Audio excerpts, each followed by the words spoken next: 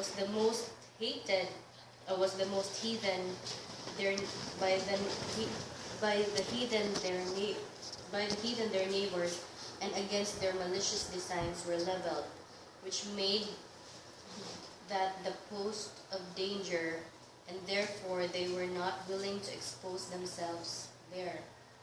So, usasa na siya na point nga kanagin mo rin.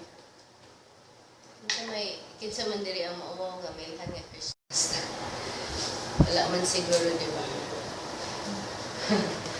So, some of those people have the fear of persecution.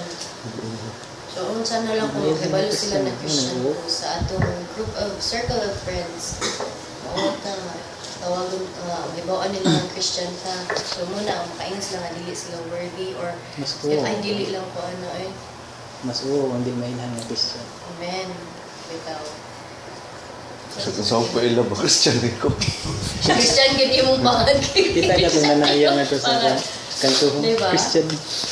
Ano sila ba? Christian.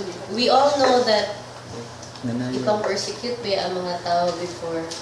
Niya kung ibawaan ka mo, reveal ka sa imong self na Christian ko. Ayaw, ano. Kanang mga suki lang. Sa mo is na kanang love God, kanang there's a side of them nga makuyawan sila, nga mailhan sila sa muna sa